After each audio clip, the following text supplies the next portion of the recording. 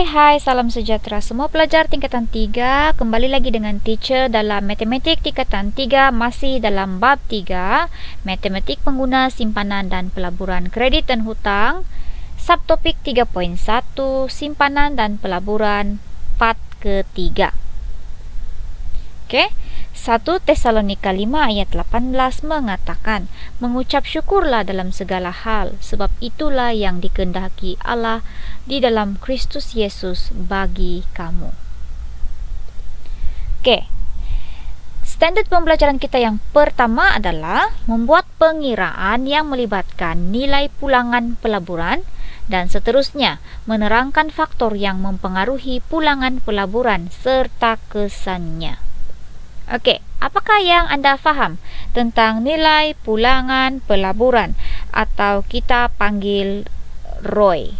Oke, ROI di sini adalah bukan Cikgu Roy ya, dan juga bukan mana-mana ROI di luar sana, tetapi ROI di sini adalah merujuk kepada return on investment. Nilai pulangan pelaburan.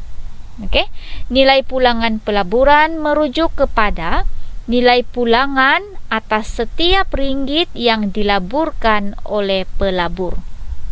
Dalam erti kata lain, nilai pulangan pelaburan juga merupakan nisbah keuntungan atau kerugian yang diperoleh daripada suatu pelaburan. Sebab dalam suatu pelaburan ini bukan kita untung saja, melulu untung, kan? Kadang-kadang boleh rugi juga. Jadi apa sahaja, sama ada rugi atau untung, itu adalah nilai pulangan pelaburan ROI. Okey. Selalunya nilai pulangan pelaburan akan dinilai melalui dalam bentuk peratus. Okey.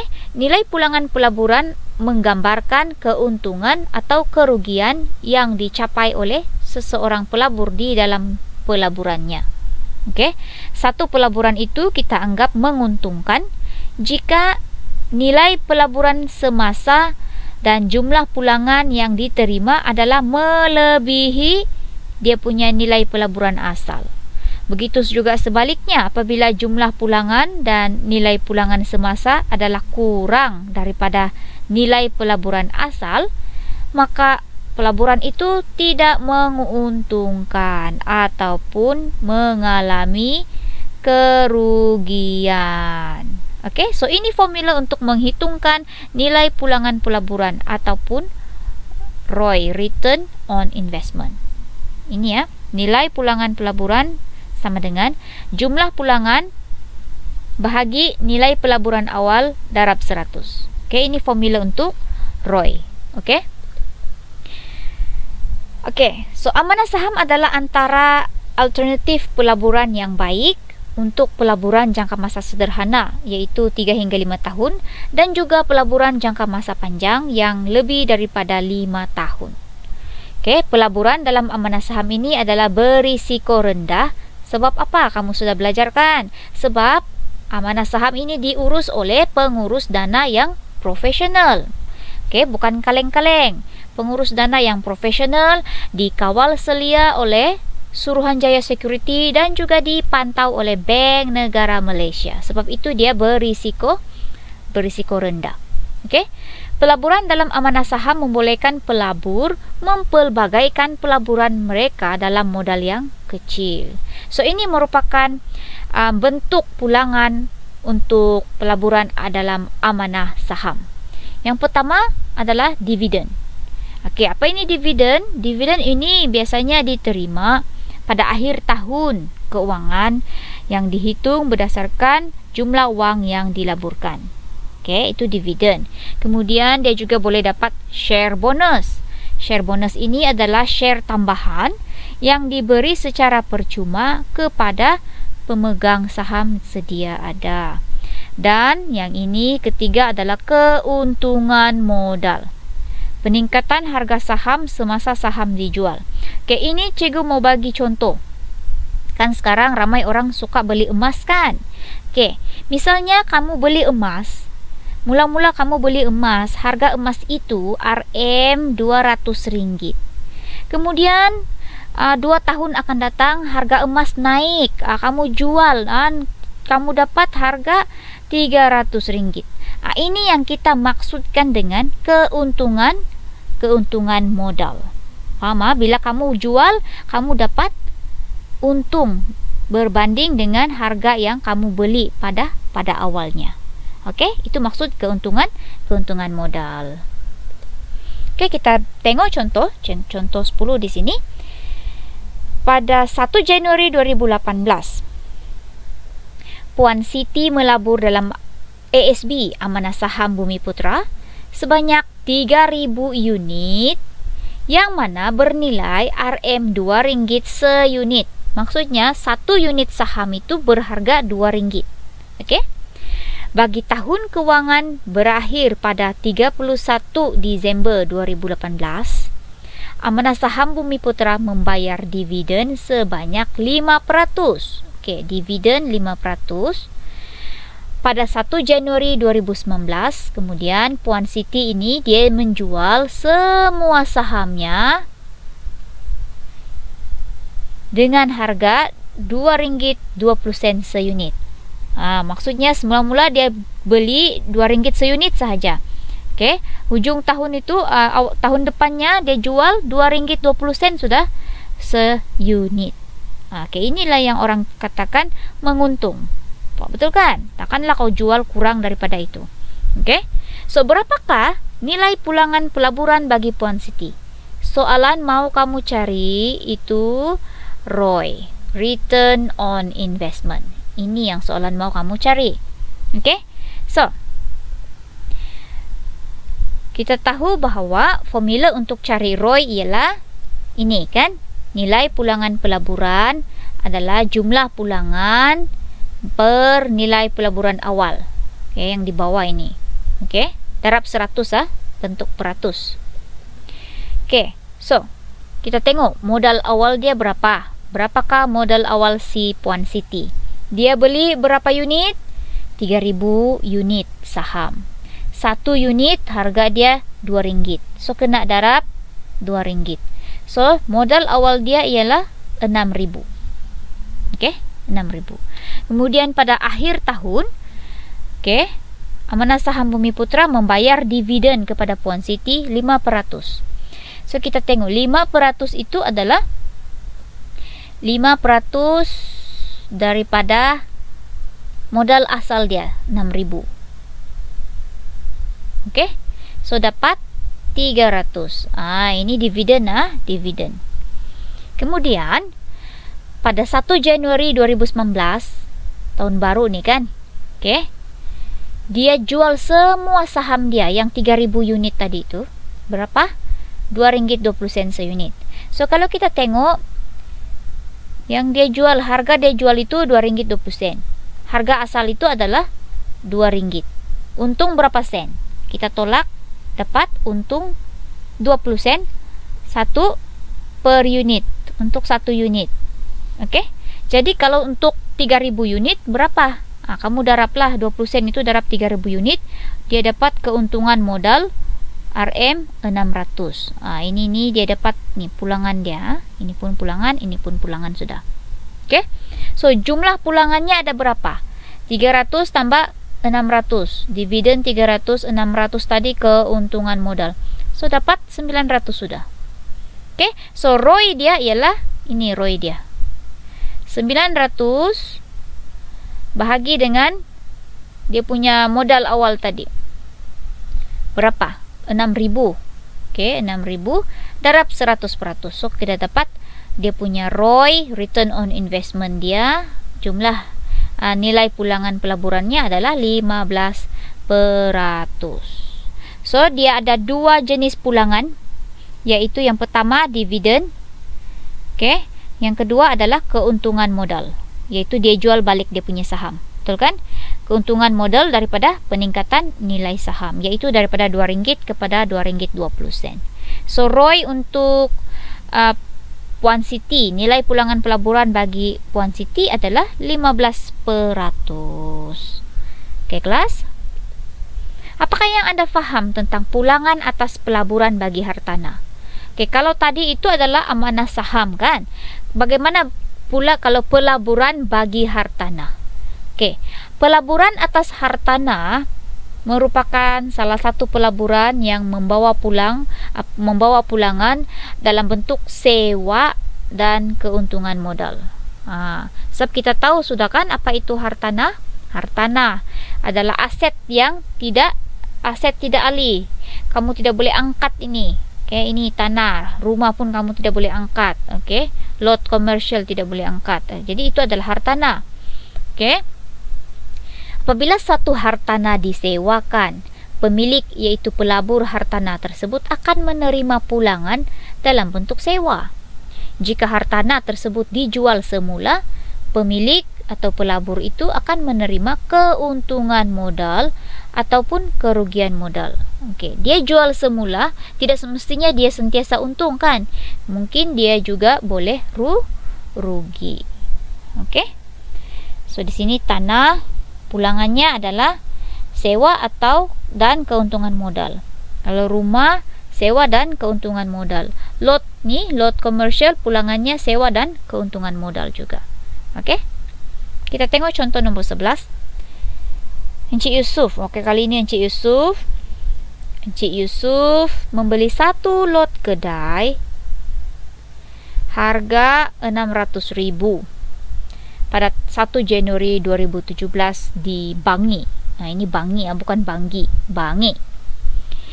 Beliau telah membayar 10% daripada nilai belian lot tersebut, iaitu sebanyak 60,000. Maksudnya dia punya harga satu lot kedai itu 600,000. Dia baru bayar 10% sahaja daripada ini 600,000, iaitu RM60. Dia baru bayar RM60. Kemudian dia sewakan lot kedai itu mulai 1 Januari 2017. Dia kasih sewa. Pada 31 Disember 2026, selepas beberapa tahun kemudian, beliau menjual lot kedai tersebut dengan harga berapa? 1.300.000. Maksudnya dia beli 600.000, dia jual 1.300.000. Okey. So jumlah pinjaman masih berhutang kepada bank adalah 486.000. Maksudnya dia masih ada pinjaman hutang kepada pihak bank 486.000. Masih ada hutang 486.000. Manakala jumlah ansuran bulanan yang telah dilunaskan kepada pihak bank berjumlah RM450. Maksudnya dalam tiap-tiap bulan itu dia bayar selama beberapa tahun itu dia sudah lunaskan ini RM450.000. Okey. So ada lagi charge lain yang terlibat dalam jualan urusan jualan beli. Okey, satu, kos guaman. Okey, kos guaman dia ada 15,000. Duty stamp dia 15,000. Ini charge Commission agent 18,000. Apa itu kos guaman? Kos guaman itu adalah bayaran kepada peguam untuk melakukan kerja pindah milik harta. Okey.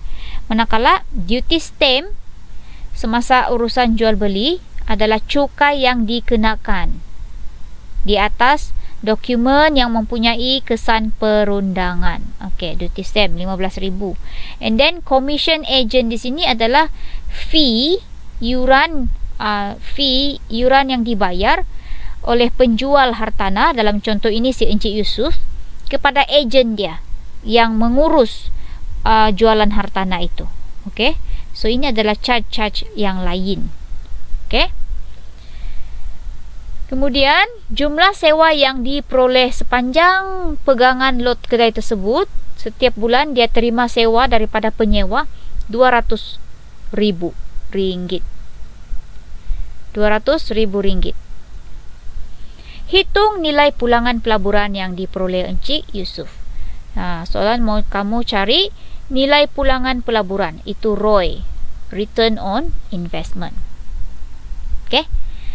Jadi, apakah formula nilai pulangan pelaburan? Pulangan bahagi modal asal dia kan darab 100, betul? So, kita tengok dulu pulangan dia. Okey, kamu senaraikan semua. Jumlah sewa dia berapa? 200,000. Ini sewa. Keuntungan modal dia berapa? Keuntungan modal adalah yang hasil dia jual itu lot kedai. Dia jual lot kedai itu 1.300.000. Okey, ini. Tetapi dia masih ada hutang sama bank 486.000. Jadi kena tolak lah, tolak. Kemudian 60.000 ini adalah yang bayaran awal dia. Okey, bayaran awal belian lot kedai. Yang awal mula-mula dia beli itu kan sudah dia bayar 60.000. Tolak lagi itu. Kemudian 15.000 ini adalah kos guaman.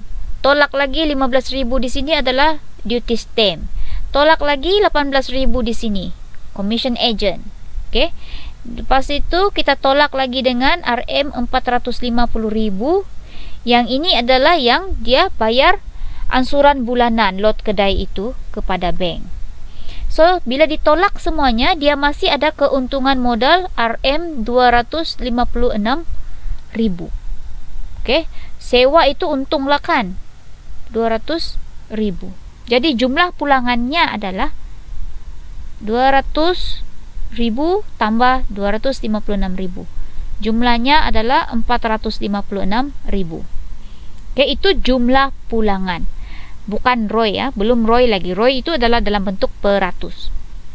Jadi nilai pulangan pelaburannya, ROI dia di sini adalah jumlah pulangan yaitu 456.000 ini.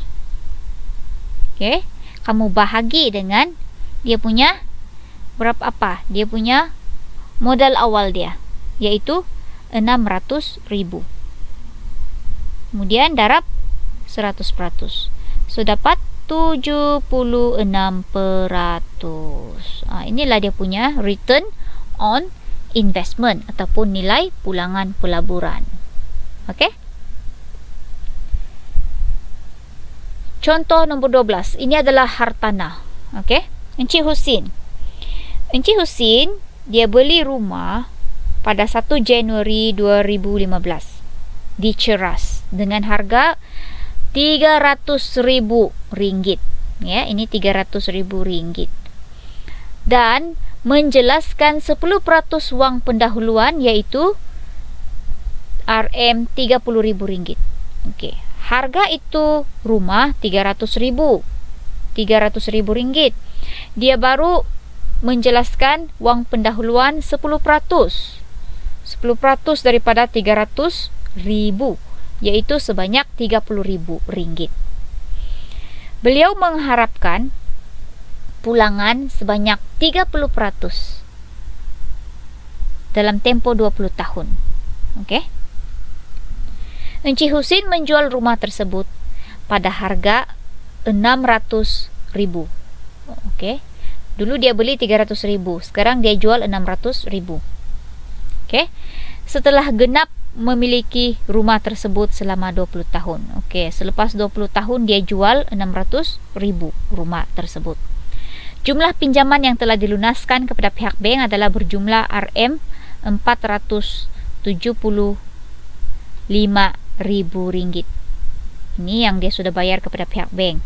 Dalam tempoh tersebut, beliau berjaya memperoleh sewa sebanyak RM60.000. Jadi dalam tempoh 20 tahun itu, dia kasi sewa rumah dia dapat RM60.000. Okey. So ini adalah charge lain ataupun perbelanjaan lain. Duty stamp RM4.000, commission agent RM2.000, kos guaman adalah RM4.000. So apakah nilai pulangan pelaburan bagi Encik Husin selama 20 tahun? Okey. Itu soalan pertama. Kedua, adakah beliau mencapai hasratnya untuk mendapatkan pulangan sebanyak 30%? Okey. We wait and see. We calculate and see. Okey. Penyelesaiannya. Kita tengok berapakah jumlah pulangan pelaburan terlebih dahulu. Apa yang dia dapat? Kamu kena tolak apa yang dia dapat dengan apa yang dia bayar. Faham tak? So kita tengok apa yang dia dapat adalah sewa. Sewanya berapa? RM60.000. Sewanya 60.000. Keuntungan modal dia adalah hasil daripada jualan rumah. Dia jual rumah itu 600.000. Dia beli dulu wang pendahuluan 10% dia sudah bayar, iaitu 30.000. So tolak 30.000. Kemudian tolak lagi berapa dia sudah bayar kepada bank selama tempoh itu, 475.000. Tolak lagi perbelanjaan lain, 4.000 duty stamp, 2.000 commission agent, 4.000 kos guaman. So tinggal berapa itu? 85.000. So sewa 60.000 tambah keuntungan modal 85.000, kita dapat RM 145.000. Ini adalah jumlah pulangan pelaburan. Belum lagi ROI ya, ini jumlah pulangan pelaburan. Jadi untuk cari ROI ataupun nilai pulangan pelaburan, jumlah pulangan pelaburan tadi yaitu Rp145.000, kita bahagi dengan dia punya modal asal dia, yaitu harga rumah asal tu 300.000.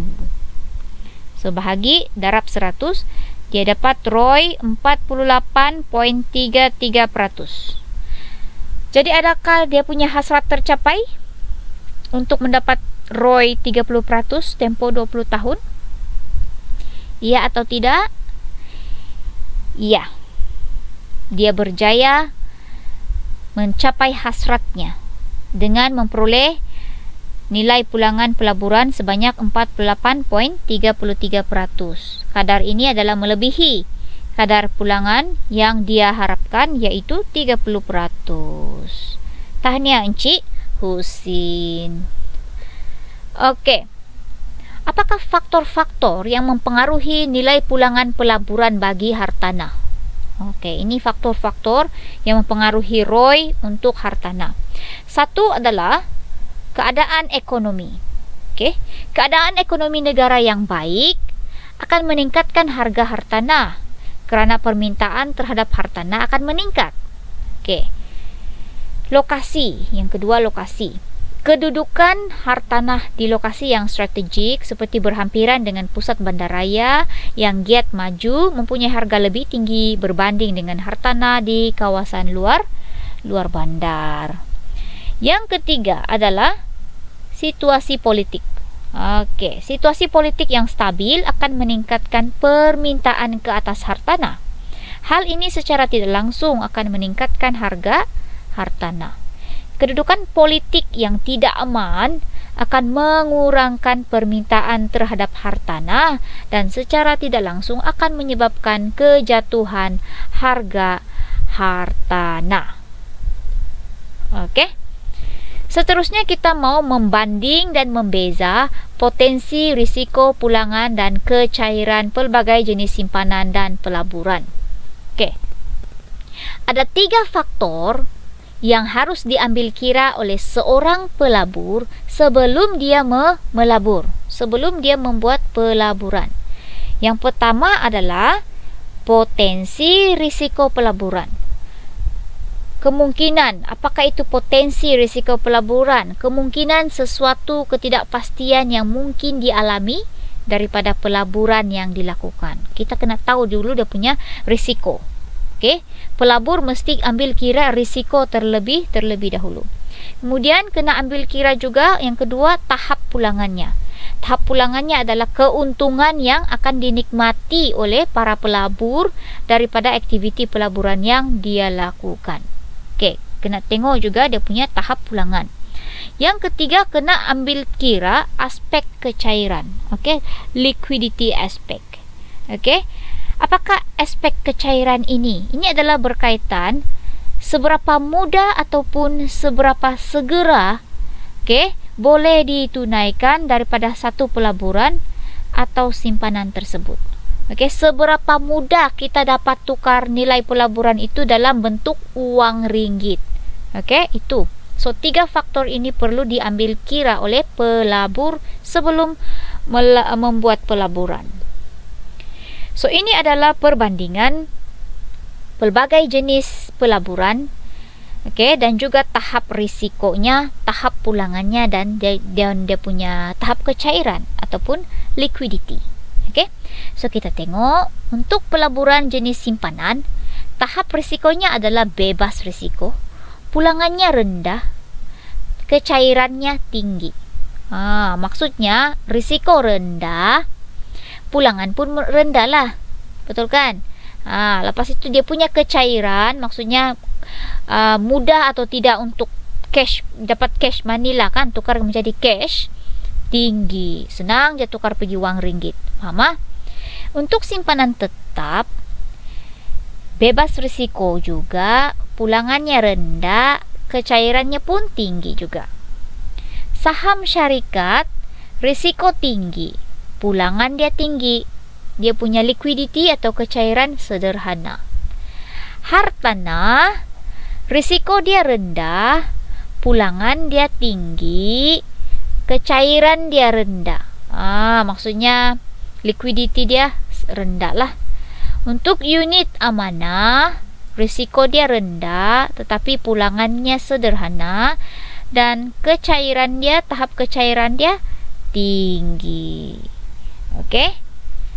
So, cara untuk yang boleh digunakan untuk mengurangkan risiko pelaburan adalah dengan mempelbagaikan portfolio pelaburan. Apa itu portfolio? Portfolio itu adalah pelbagai tahap jenis pelaburan. So, untuk mengurangkan risiko pelaburan, dia perlu pelbagaikan portfolio ataupun tahap jenis pelaburan dia supaya risiko dia lebih rendah. Okey. So, itu sahaja untuk kali ini. Okey, teacher harap kamu dapat manfaat dengan video pembelajaran kali ini. Mengucap syukurlah dalam segala hal, sebab itulah yang dikehendaki Allah di dalam Kristus Yesus bagi kamu. 1 Tesalonika 5 ayat 18. Okey, terima kasih.